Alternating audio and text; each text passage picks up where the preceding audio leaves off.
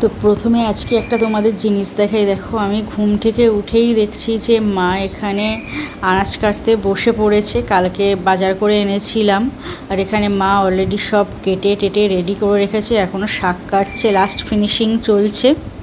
আর আমি সবে ঘুম থেকে উঠছি। ঘুম থেকে ওঠার আগেই মা উঠে পড়েছে, যেহেতু আজকে জামাই ষষ্ঠী, জামাইয়ের জন্য আজকে রান্না হবে, সেজন্য মা একদম ফুল এনার্জি নিয়ে উঠে পড়েছে সকাল সকাল। আর এখানে আমি সকালে একদম বসিয়েছি নিরামিষ ঘুগনি, কারণ মায়ের আজকে যেহেতু উপোস ষষ্ঠী, মা তো আমিষ জিনিস কোনো কিছুই খাবে না, সেজন্য মায়ের জন্য এখানে ঘুগনি করে দিচ্ছি। মা বলেছিল করতে হবে না, তো আমি বললাম সারাদিন কি খাবে, তো ওই জন্য ঘুগনি করে দিচ্ছি। আর ফল মিষ্টি তো আছেই, ওই দিয়ে খেয়ে নেবে, হয়ে যাবে।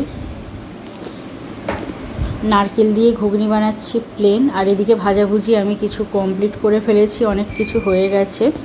ডালটাও একদিকে বসিয়ে দিয়েছিলাম, হয়ে গেছে। আর হাজব্যান্ড বাজার এনেছিল, দেখো এখানে বাজারগুলো এনেছে, আমি এখানে ধুয়ে কমপ্লিট করে নেব। তো আজকে গুড মর্নিং জানাতে ভুলে গেছি সবাইকে, গুড মর্নিং। তো বিশেষ করে জামাইদের ক্ষেত্রে আজকের সকালটা খুব শুভ হতে চলেছে, কিন্তু মায়েদের জন্য খুব একটা শুভ না, কারণ সারাদিন যা খাটতে হবে, রান্না করতে করতেই একদম সারাদিন লেগে যাবে। তো মাছের মাথা আনতে বলেছিলাম আজকে, মেয়েও জন্যেও আনা হয়েছে। মেয়ে শুনে বলছে, মা আমার জন্য এনে দিলে না জন্মদিন? আমি বলছি ঠিক আছে, তোমার জন্যও আনা হবে। আর এদিকে ইলিশ মাছের ভাপা বানাবো, টিফিন কোটো করে বানাচ্ছি না, জাস্ট তেলের ওপরে একটু রসুন দিয়ে দিয়েছি, রসুন বাটা অল্প, যাতে ধরে না যায়, সেজন্য ওর মধ্যে একটু জল দিয়ে কষিয়ে, আর সর্ষে পেস্ট, সাদা সর্ষে আর কালো সর্ষে দু রকমের পেস্ট ছিল, আর একটু সাদা তিল দিয়েছিলাম ওর মধ্যে, আর টক দই দিয়ে এটাকে একটু ফুটে উঠলে এর মধ্যে ইলিশ মাছগুলো ছেড়ে দিয়েছি, ভাজিনি আজকে। আর ওপর থেকে জাস্ট কাঁচা লঙ্কা দিয়ে দিয়েছি, আর নুন পরিমাণ মতো। আর এদিকে মাছের মাথা দিয়ে একটু ঝাল মতো বানাবো, অল্প পেঁয়াজ টমেটো দিয়ে একটু গ্রেভি মতো করে নেবো হালকা, যাতে মাছের মাথাটা সিদ্ধ হয়ে যায় ভালোভাবে।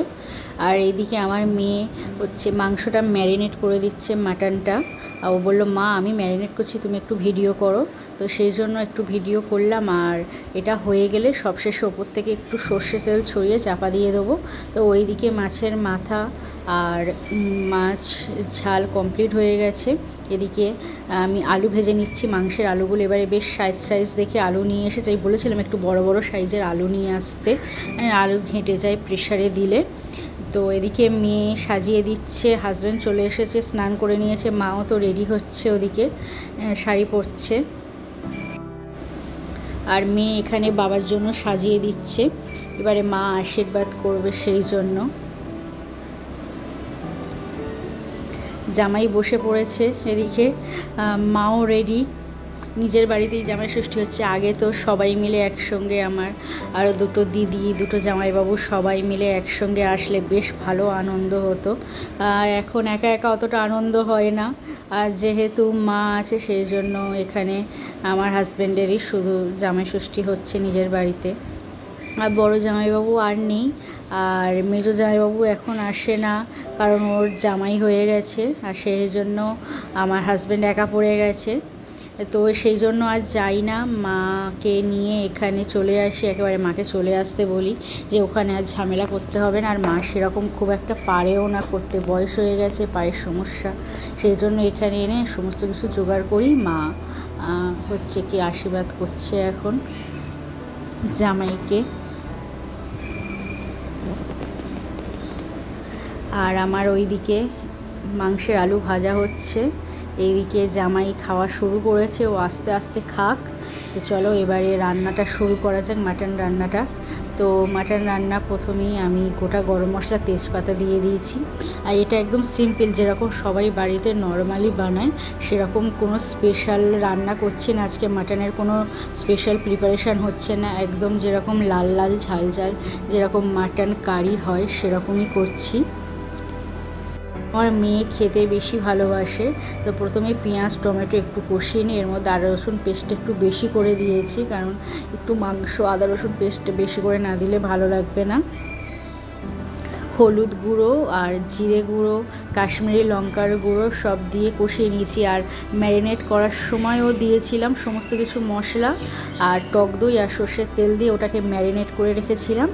এবারে এটাকে ভালোভাবে কষাতে হবে। আর এটা হচ্ছে রেয়াজি খাসি একদম। আর দেশি খাসির মাংস আমার খুব একটা পছন্দ না, গন্ধ লাগে কীরকম আসতে।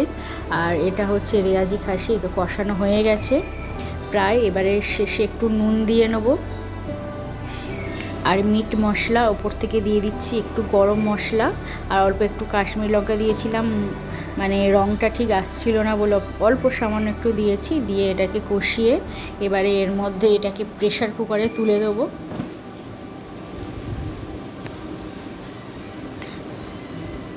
আর ওপর থেকে আলুগুলো দিয়ে দিচ্ছি। এই এত বড় বড় সাইজের আলু দিয়েছি না, এটাও দেখা যাবে যে পুরো একদম গলে গেছে।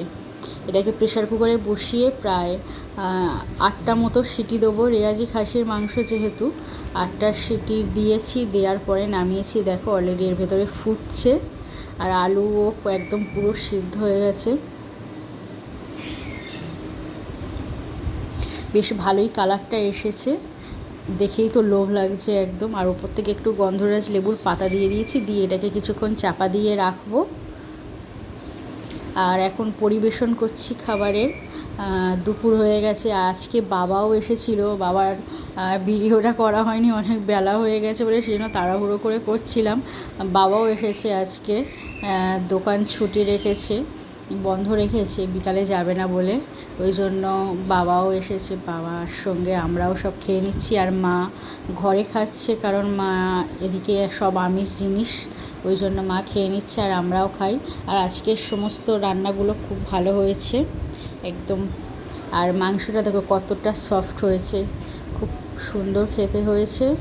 তো আজ এই পর্যন্তই, টাটা বাই বাই। দেখা হচ্ছে আবার পরের ভিডিওতে। নিজের রান্নার অনেক গুণগান করলাম, টাটা।